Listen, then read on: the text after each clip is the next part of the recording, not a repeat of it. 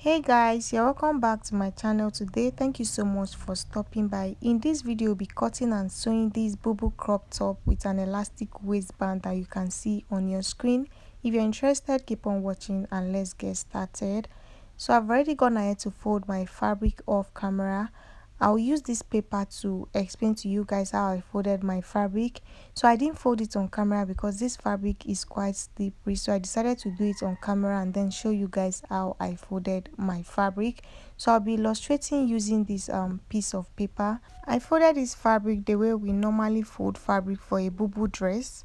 So I first of all folded it like this, and then I folded it over like this. So when folding your fabric, to know the amount of fabric to fold, go ahead and determine how long you want your sleeves to be, because we are cutting the sleeves together with a blouse. Okay, so after folding, your fabric should be folded into four.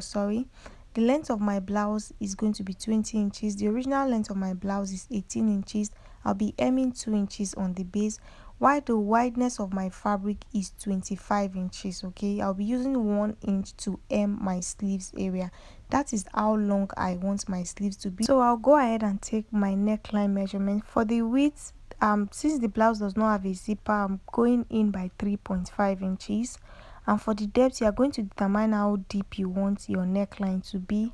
For me, I'll go down by 8 inches. You can do 9, 10 inches depending on how deep you want it to be. For the back depth, I'll go down by 1 inch. I'll connect from that point to meet the 3.5 inches width like this, and I'll use my ruler to connect because this is a V neckline.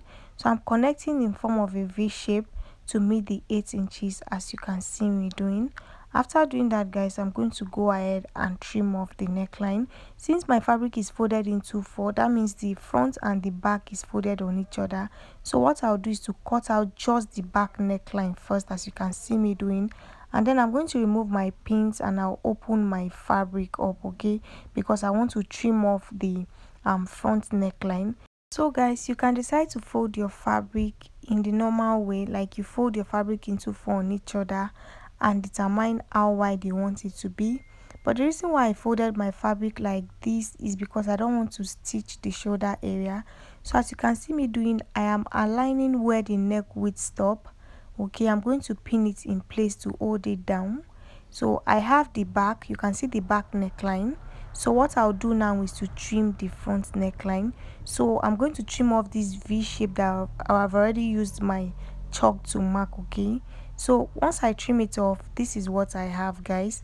The next thing I'm going to do is to cut out facing for this.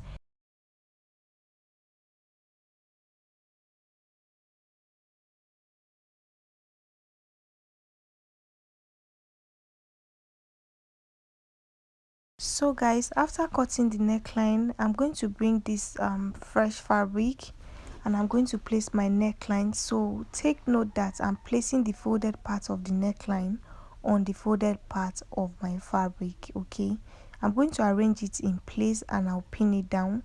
After pinning, I'll cut out the V shape and I'll cut out the shape for the back neckline, as you can see me doing. So you don't have to go through all this stress. You can fold your fabric as usual and stitch the shoulder area. It depends on what you want.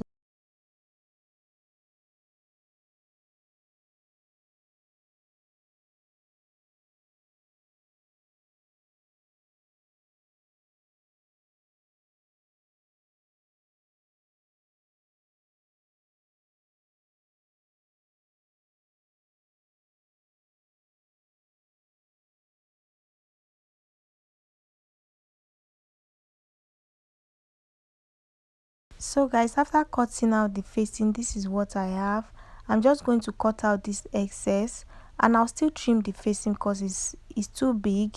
But I'll first of all go ahead and sew first and then I'll go ahead and trim.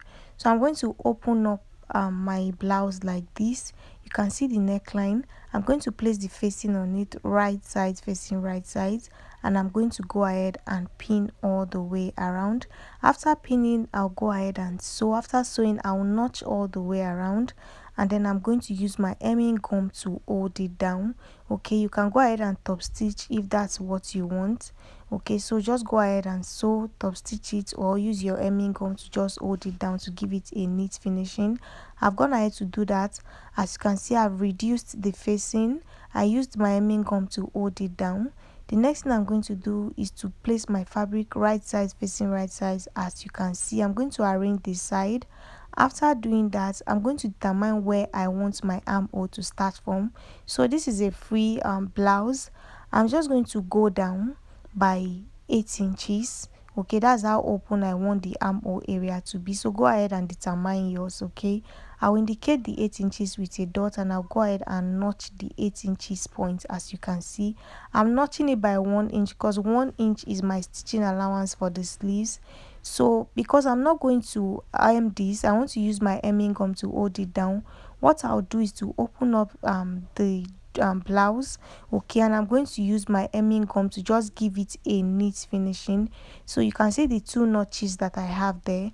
I'll place my hemming gum and I'll use it to just hold it down twice. Okay, after doing that, guys, I'll arrange the blouse in place, and I'm going to sew from that armhole area to the base of my blouse.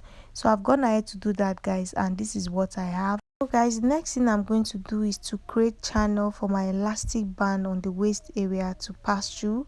So I'm going to fold in by 1/2 inch, and I'll fold it over. So if you're using a wide elastic, make sure your channel is wide enough for your elastic band to go through. I'm using the smallest elastic band, so I've gone ahead to create channel all the way around, and I left a little opening on the side. So what I'll do is to go ahead and cut out my elastic band.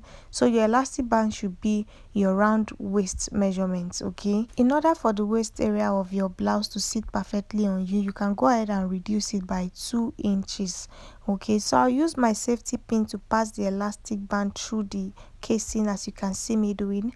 After passing the elastic band through the casing, I'm going to go ahead and stitch both ends of the elastic band, and I'll close the opening that I left on the side. So go ahead and close the opening.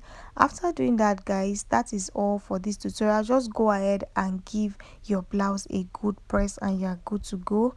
Thank you guys so much for watching. I hope it was helpful. Don't forget to like this video, leave your questions in the comment section, and I'll see you guys in the next one.